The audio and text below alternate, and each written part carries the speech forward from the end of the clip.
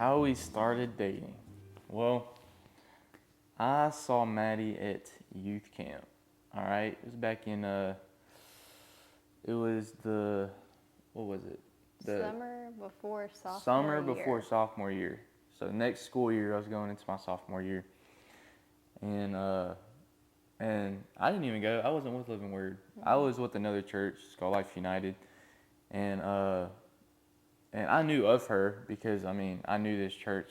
I went to stuff. I went to J17, but I didn't really know her till at youth camp, and I was kind of like, dang.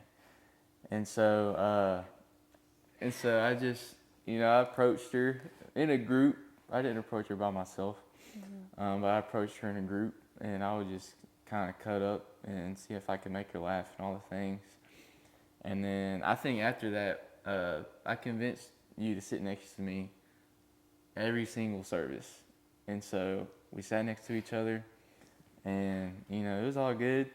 And I wasn't trying, it was youth camp, so I wasn't trying to just get in a relationship like that.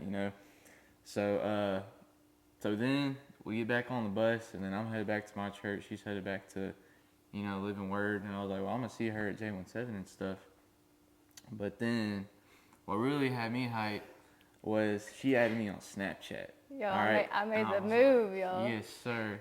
And so we just got to talking, and not like not nowadays where y'all say talking, and you just I don't even know. I don't know what that is to this day. I don't know what that means, but uh, but we really just got to know each other, and so we really became best friends pretty quick, and we just love talking about especially after youth camp, we just love talking about God and ministry and all the things. But anyways, to speed it up, we just kind of got to know each other for what's July to October. Like 3-ish months, I think. So 3-ish months, we kind of got to get to know each other.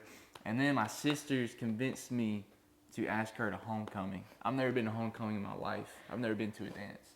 And so I was like, yo, I don't know about this. But I ended up doing it. I did it at J17. J17 at the time was at my uncle's house. Very awkward. But I did it. And then, so to this day, we say that October 22nd, which was our homecoming, is pretty much our anniversary. Because that's when we started dating, I guess.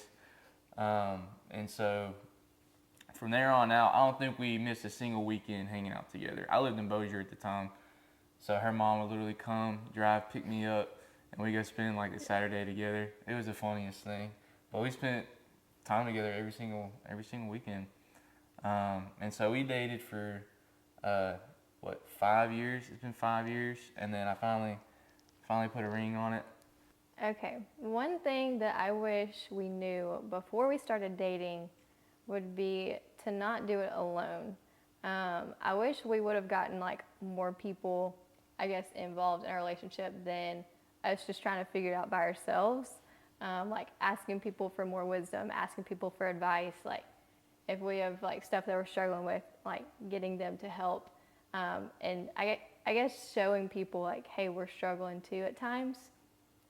Because honestly, we kind of did it ourselves. I guess we just didn't want to let people in to see all of that.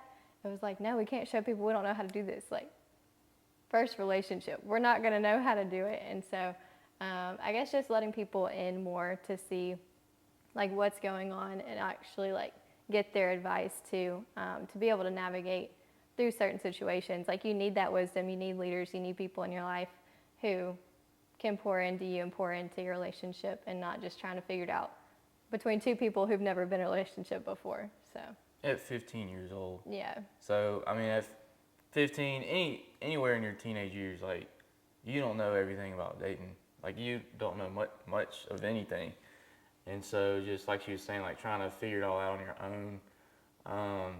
I feel like there's two ways you can learn and gain wisdom on things, and one is asking mentors for help, and they guide you through things and help you to establish things before things go wrong, or you learn the hard way and do things wrong, and then you learn it on the back end as far as you gain wisdom from mentors, or you gain wisdom from making mistakes. And I feel like the way, we ended up doing it was the way I don't recommend, which is making the wrong mistakes, and then you're having to backtrack and just make yourself better.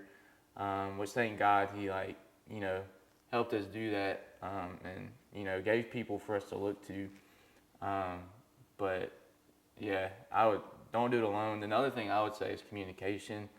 I didn't know how legit and serious it was to communicate in a relationship, and so I wish going into that I just knew the seriousness behind just needing to communicate, because if stuff doesn't get communicated at all, or it gets you communicate but they see it the wrong way, but y'all don't talk about the reasons why and all the things at the end of the day you're gonna be feeling a different type of way, and the other person could be mad and you don't know why they're mad, and they don't want to talk to you, and just all these different scenarios that can take place, and it's just because something wasn't communicated right.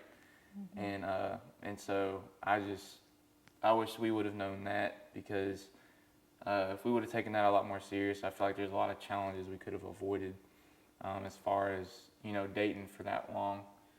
So Yeah, and communication isn't just to share about the bad things or the struggles too. Communication just overall is key. So. But I'll just be honest with you. If I could go back in time, me and Maddi would not have dated at 15. Don't do it.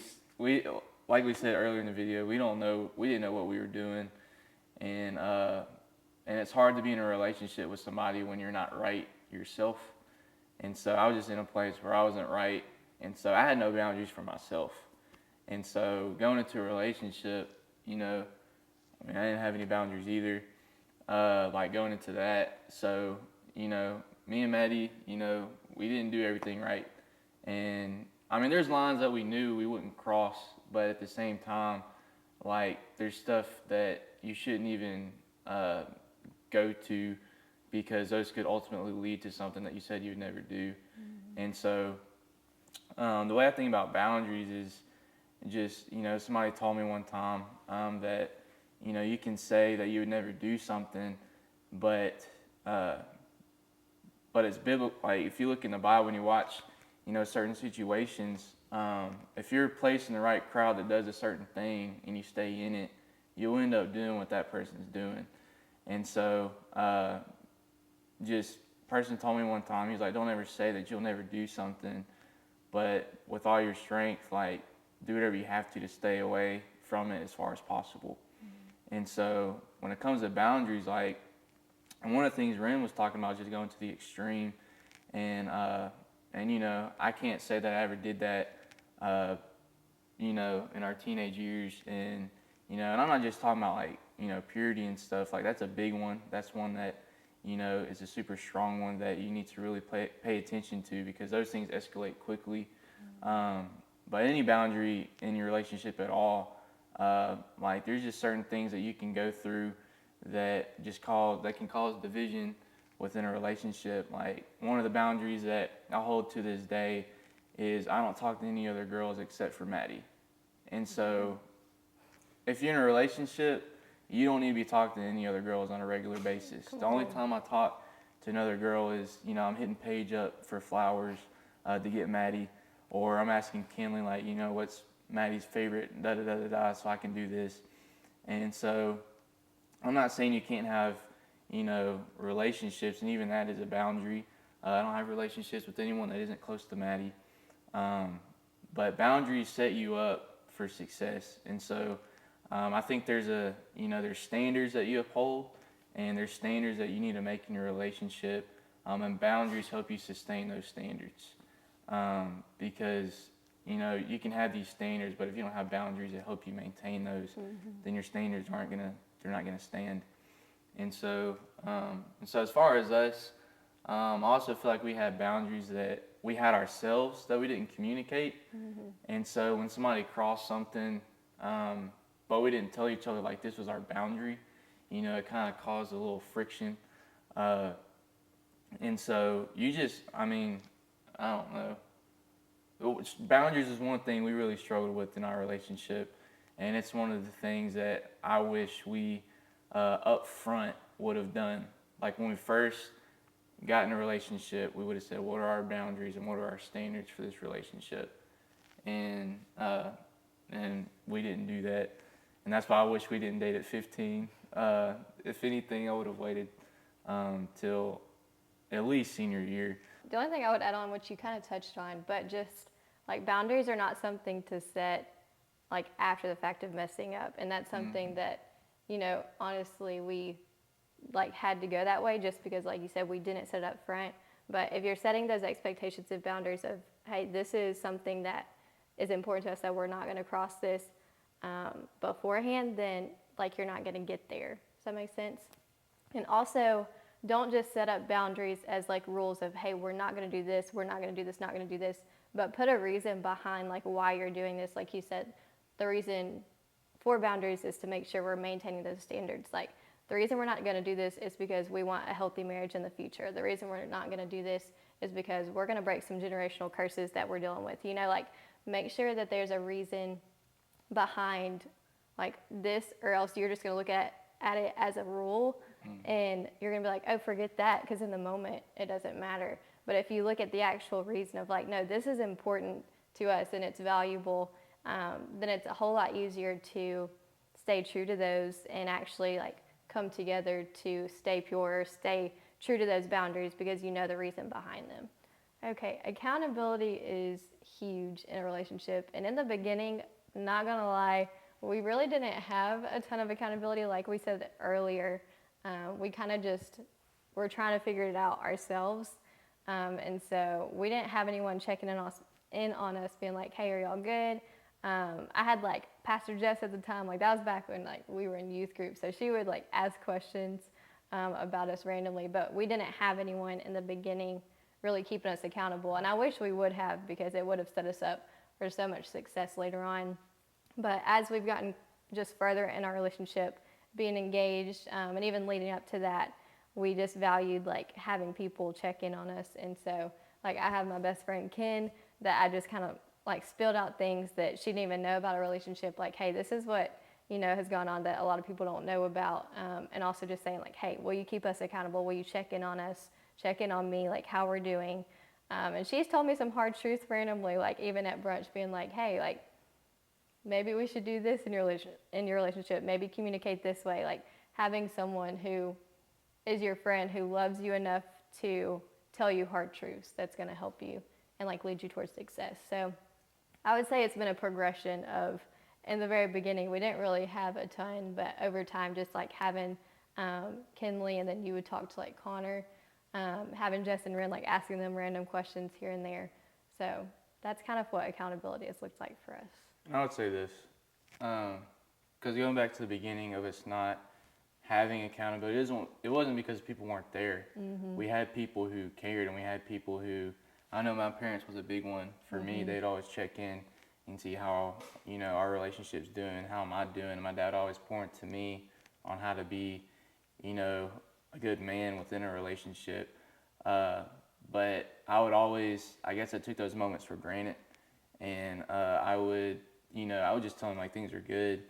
And but what I would say to you is, I challenge you that when you see people that care about your relationship and they have a good relationship, like their relationship that they're in is good and it's healthy and it's growing and they're caring about your relationship, you need to ask questions and you need to go to them for just advice, and you need to go to them for just wisdom, because I feel like we had the ability and the availability, I guess you could say, for someone to keep us accountable, but I would just push it aside and say, no, we're doing good.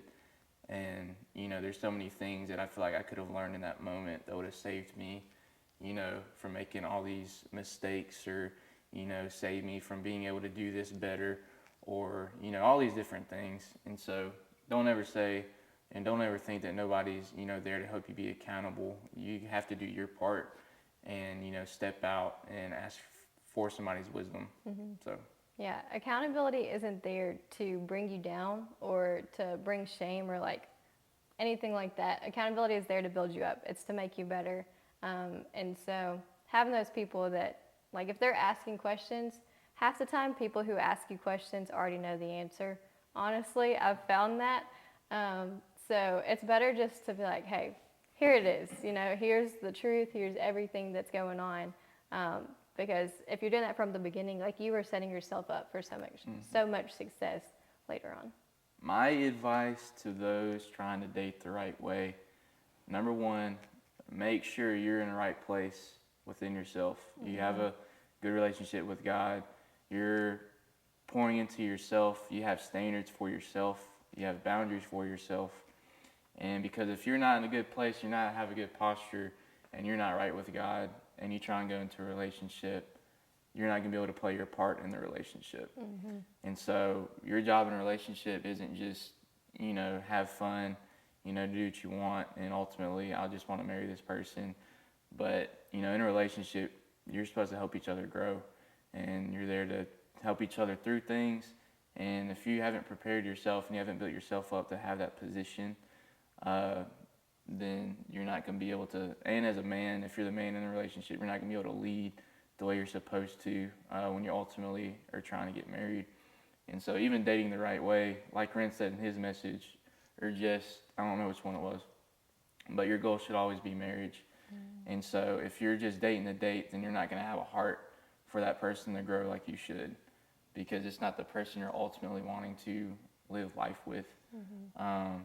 And then another thing, I'll just study out things that, you know, people, you know, deal with. I mean, study out what purity looks like. Look up what that really means. And it's not just, you know, I don't know if I can say this, but it's not just sexual stuff.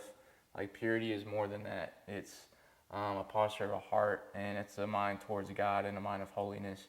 And I encourage you to really study that out. Gain wisdom from other people. You know, you have Pastor Ren and Jess. They are the, like, coolest people. Number one, they're the coolest people I've ever met, but at the same time, they have just enormous amount of wisdom as far as being in a relationship. And if your parents have a good relationship, ask your parents. They're a good person that's always going to be there for you. And just, you know, seek wisdom. Another thing I would say is communication. Learn what that looks like. Talk to people who are married and what communication looks like. Talk to people who have been dating for a while and see what communication looks like. And you learn all those things ahead of time. You learn all those things before y'all get really serious, or even when y'all are just starting, like, even just pursuing those things together. Just, you know, all this stuff doesn't just fall in your lap. This stuff doesn't just come. Like, these are things that you have to seek out for yourself. If you want to be successful in your relationship, you have to put in the work to get there.